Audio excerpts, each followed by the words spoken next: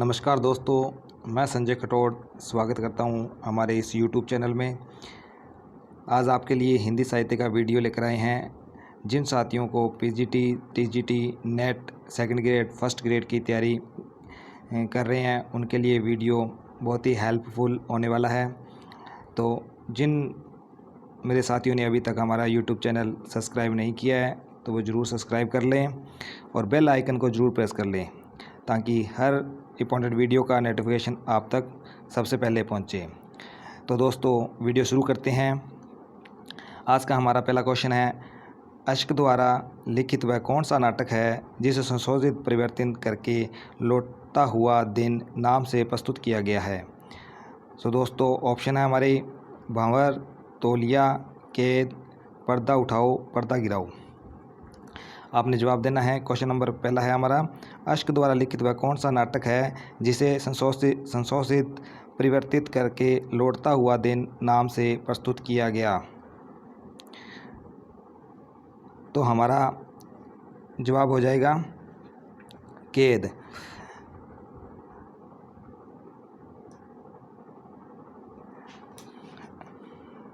कैद।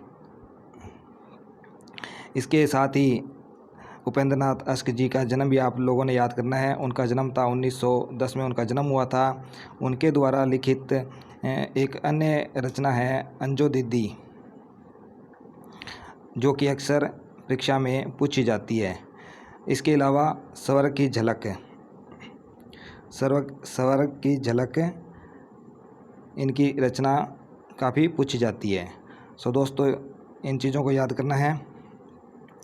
हमारा next question है, कोणार्क नाटक के रचनाकार कौन है। 2 नंबर क्वेश्चन है हमारा, कोणार्क के नाटक के रचनाकार कौन है। जगदीश चंद्र माथुर, विष्णु प्रभाकर, लक्ष्मी नारायण लाल, धर्मवीर भारती। दोस्तों हमारा सही आंसर हो जाएगा जगदीश चंद्र माथुर। इनका जन्म आपने याद करना है 1917। इनका जन्म 1917 में इनका जन्म हुआ था। इनके द्वारा लिखित अन्य नाटक है जैसे सारदिया, भोर का तारा और पहला राजा,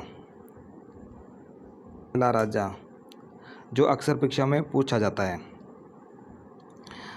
दोस्तों, नेक्स्ट क्वेश्चन है हमारा, हिंदी रेखाचित्र के जनक माने जाते हैं। 3 नंबर क्वेश्चन हमारा, हिंदी रेखा चित्र के जनक माने जाते हैं देवेंद्र सत्यार्थी, राम बख्श बेनीपुरी, महादेवी वर्मा, पद्म सिंह शर्मा। 3 नंबर क्वेश्चन है हमारा और हमारा सही जवाब हो जाएगा पद्म सिंह शर्मा। इनकी अन्य रचनाएं जैसे पद्म पराग, बिहारी सतसई की भूमिका, जो अक्सर परीक्षा में पूछी जाती है। पद्म पराग और बिहारी सतसई की भूमिका। इनके साथ ही ये आपने याद करना है। हमारा नेक्स्ट क्वेश्चन है, पुष्प की अभिलाषा कविता के रचनाकार कौन है। पुष्प की अभिलाषा के कविता के रचनाकार कौन है। ऑप्शन आपके जयशंकर प्रसाद, मैत्रीशरण गुप्त, माखनलाल चतुर्वेदी, बालकृष्ण शर्मा नवीन। पुष्प की अभिलाषा। तो हमारा सही जवाब हो जाएगा माखनलाल चतुर्वेदी। माखनलाल चतुर्वेदी की अन्य रचनाएं बताइए आप। माखनलाल चतुर्वेदी की अन्य रचनाएं हैं हिम करीटनी,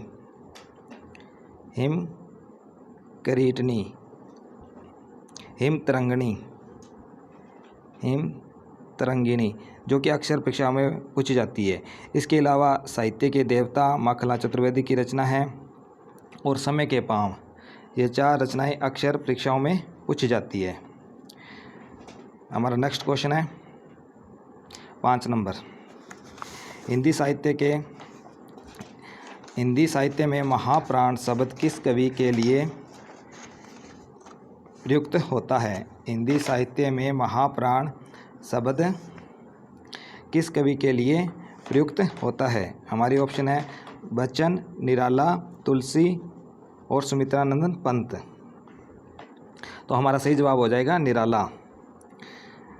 हिंदी साहित्य में महाप्राण सूर्यकांत त्रिपाठी निराला जी के लिए नियुक्त होता है।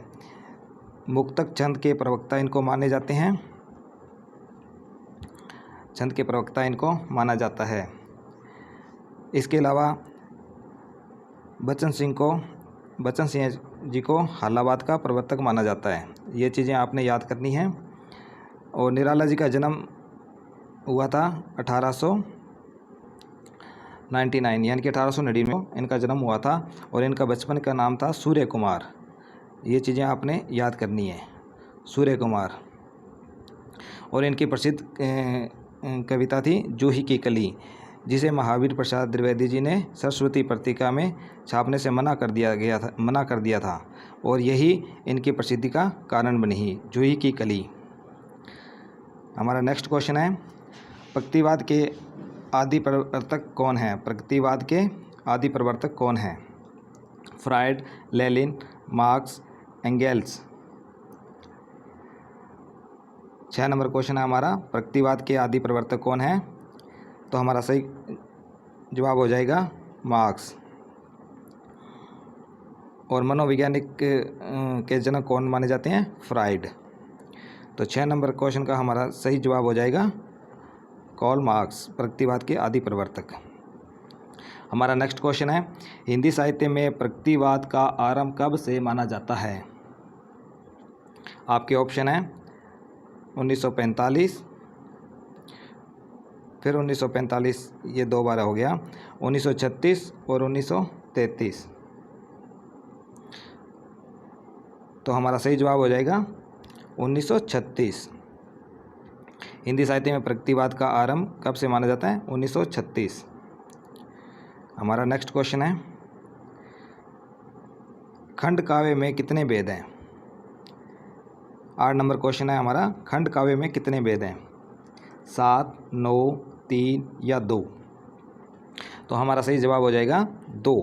खंड काव्य में 2 भेद हैं। खंड काव्य में एक पक्ष का मानव के एक पक्ष का चित्रण किया जाता है।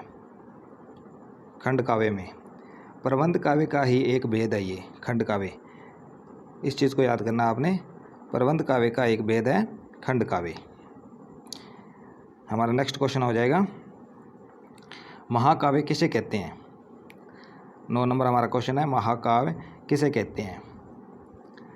बायोग्राफी को, एपिक को, ट्रेजेडी को, लिरिक्स को? तो हमारा सही जवाब हो जाएगा ऑप्शन नंबर बी, एपिक को।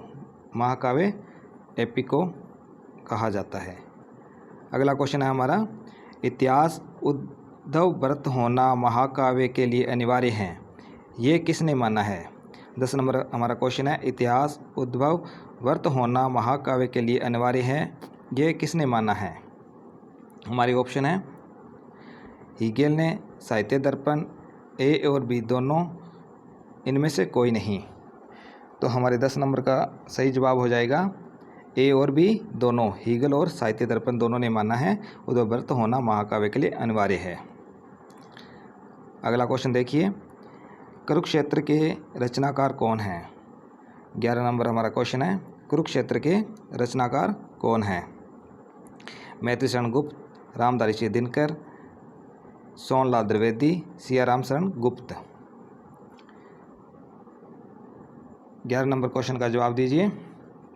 तो हमारा सही जवाब हो जाएगा रामधारी सिंह दिनकर, क्योंकि कुरुक्षेत्र का जो युद्ध था वो दिन में लड़ा गया था। ये ट्रिक आप बना सकती हो। इसके अलावा इनका जन्म 1918 में हुआ था, इस चीज़ को आपने नोट कर लेना है। और इनकी एक कहानी है उर्वशी, जो कि साहित्य अकादमी से पुरस्कृत है। गांधी जी ने इनको राष्ट्रीय कवि की उपाधि दी थी, ये चीज़ भी आपने याद करना है। गांधी जी ने इनको राष्ट्रीय कवि की उपाधि दी थी। इनकी एक और कविता पूछी जाती है, रसीम रथी दिनकर जी की। सो दोस्तों, अगला हमारा क्वेश्चन है, निम्नलिखित में से नई कहानी के रचनाकार नहीं हैं? यहाँ पे नहीं है पूछा है, निम्नलिखित में से नई कहानी के रचनाकार नहीं हैं। ऑप्शन हमारे मोहन राकेश, राजेंद्र यादव, कमलेश या फिर ज्ञान रंजन। आपने सही ऑप्शन का चयन करना है। नई कहानी के रचनाकार नहीं हैं तो वो कौन नहीं है? ज्ञानरंजन। मोहन राकेश भी हैं, राजेंद्र यादव भी है और कमलेश्वर भी हैं। अगला हमारा क्वेश्चन है, गद्य की कसौटी किसे माना जाता है? 13 नंबर हमारा क्वेश्चन है, गद्य की कसौटी किसे माना जाता है? निबंध को, आलोचना को, उपन्यास को या नाटक को?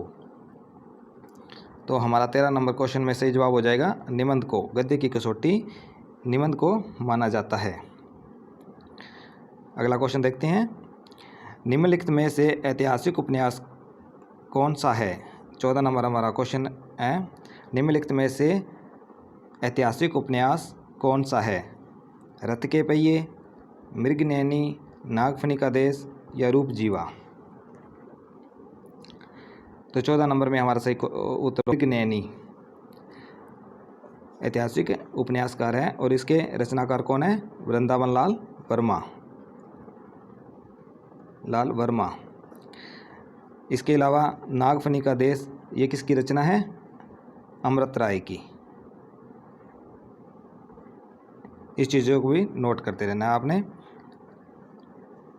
अगला हमारा क्वेश्चन है, निम्नलिखित में प्रयोगशील उपन्यास कौन सा माना जाता है? निम्नलिखित में प्रयोगशील उपन्यास कौन सा माना जाता है? वह दिन, अजय की डायरी, सोया हुआ जल, सूरज का सातवां घोड़ा। सो दोस्तों, आपने हमारा यूट्यूब चैनल सब्सक्राइब नहीं किया है तो वो सब्सक्राइब करें, लाइक करें और अपने दोस्तों के साथ जरूर शेयर करें। ये हमारे मास्टर कैडर हिंदी के लिए बहुत इंपॉर्टेंट है। ये क्वेश्चन अक्सर परीक्षाओं में पूछे जाते हैं। सो दोस्तों, बार बार वीडियो देखते रहिए और जो क्वेश्चन आपको आते हैं उनको बार बार आप रिपीट करते रहिए। सो 15 नंबर में हमारा सही जवाब हो जाएगा सूरज का सातवां घोड़ा। निम्नलिखित में प्रयोगशील उपन्यास कौन सा माना जाता है? सूरज का सातवां घोड़ा। और ये रचना किस कवि की है? यह है धर्मवीर भारती की। धर्मवीर भारती जी की रचना है। वह दिन किसकी रचना है? अमृतलाल नागर जी की। और अजय की डायरी देवराज जी की हैं। और सोया हुआ जल सर्वेश्वर दयाल सक्सेना जी का ये उपन्यास है।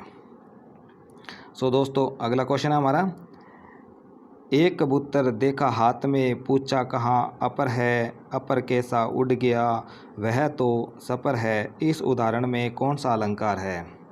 सो दोस्तों, 16 नंबर हमारा क्वेश्चन है, एक कबूतर देखा हाथ में, पूछा कहाँ अपर है, अपर कैसा उड़ गया, वह तो सपर है, इस उदाहरण में कौन सा अलंकार है? सो दोस्तों, हम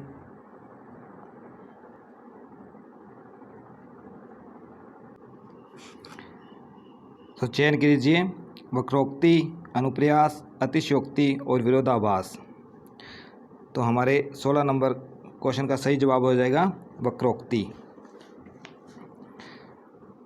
नेक्स्ट हमारा क्वेश्चन है, रेडियो एकांकी को यह भी कहते हैं। रेडियो एकांकी को यह भी कहते हैं। हमारी ऑप्शन है ध्वनि एकांकी, ऑडियो टॉक, श्रव्य एकांकी और श्रवणीय एकांकी। तो हमारे 17 नंबर क्वेश्चन का सही जवाब हो जाएगा ध्वनि एकांकी। रेडियो एकांकी को ध्वनि एकांकी भी कहा जाता है। अगला क्वेश्चन है, आवारा मसीहा विष्णु प्रभाकर की सुप्रसिद्ध जीवनी है, इसका नायक कौन है? 18 नंबर क्वेश्चन है हमारा, आवारा मसीहा विष्णु प्रभाकर की सुप्रसिद्ध जीवनी है, इसका नायक कौन है? हमारी ऑप्शन है शरतचंद्र, रविंद्रनाथ टैगोर, महात्मा गांधी और निराला। आपका सही जवाब हो जाएगा शरतचंद्र। विष्णु प्रभाकर की सुप्रसिद्ध जीवनी है। इसके अलावा विष्णु प्रभाकर जी के अन्य रचनाएं हैं अर्धनारीश्वर, प्रसिद्ध नाटक है इनका सत्ता के आर पार, जो कि अक्सर आपसे पूछा जाता है। सत्ता के आर पार, ये पिछली बार पीजीटी में क्वेश्चन आया था। सत्ता के आर पार विष्णु प्रभाकर जी का सुप्रसिद्ध नाटक है। अगला हमारा क्वेश्चन देख लीजिए, आदिकाल की प्रधान साहित्य प्रवृत्ति है। उस 19 नंबर क्वेश्चन है आपका, आदिकाल की प्रधान साहित्य प्रवृत्ति है। ऑप्शन है वीरगाथात्मक, श्रृंगारपरक, नीतिपरक, इनमें से कोई नहीं। तो 19 नंबर में हमारा सही जवाब हो जाएगा वीरगाथात्मक। वीरगाथात्मक। आदिकाल को वीरगाथा काल रामचंद्र शुक्ल जी ने कहा था। ये 12 प्रमाणिक रचनाओं पर आधारित नाम रखा था उन्होंने, रामचंद्र शुक्ल जी ने, वीरगाथात्मक। तो दोस्तों हमारा अगला क्वेश्चन है, पृथ्वीराज राजस्व में सर्गों को किस नाम से अभिहित किया गया है? 20 नंबर क्वेश्चन है हमारा, पृथ्वीराज राजस्व में सर्गों को किस नाम से अभिहित किया गया है? हमारे ऑप्शन है अंक, भाग, समय या अध्याय। सो दोस्तों हमारा इस क्वेश्चन में सही आंसर हो जाएगा समय। और आपने बताना है कि पृथ्वीराज राजस्व में कितने समय बताए गए हैं। तो इसका सही जवाब होगा 69। पृथ्वीराज राजस्व के रचनाकार कौन हैं? ये तो आपको पता ही होगा, चंद्रबरदाई। हिंदी की प्रथम रचना मानी जाती है, जो कि रामचंद्र शुक्ल जी ने मानी है इसको, पृथ्वीराज राजस्व को, हिंदी की प्रथम रचना। सो दोस्तों आज के लिए इतना ही। अगर वीडियो पसंद आई हो तो लाइक, सब्सक्राइब और शेयर ज़रूर करें अपने दोस्तों के साथ। और आने वाले समय में एग्ज़ाम की तारीख भी आने वाली है मास्टर कैडर हिंदी की। सो दोस्तों खूब तैयारी कीजिए और हम आपके लिए ऐसे ही नए नए वीडियो लाते रहेंगे, जिनमें इम्पोर्टेंट क्वेश्चन आपको दिए जाएंगे। ये अक्सर बार बार पूछे जाते हैं पिछले एग्ज़ामों में, आप प्रीवियस एग्ज़ाम उठाकर देख लीजिए, जिनमें ऐसे क्वेश्चन बार बार पूछे जाते हैं। सो दोस्तों तैयारी करते रहिए, और जो क्वेश्चन आपको नहीं आते वो आप एक अलग डायरी में नोट करके शॉर्ट नोट बना लीजिए, ताकि आपकी तैयारी खूब अच्छी हो जाए, जिससे आपकी सिलेक्शन 100% हो जाए। सो दोस्तों ऐसे ही हेल्पफुल वीडियो पाने के लिए हमारे चैनल को सब्सक्राइब कीजिए, अपने दोस्तों के साथ शेयर कीजिए। जय हिंद, जय भारत।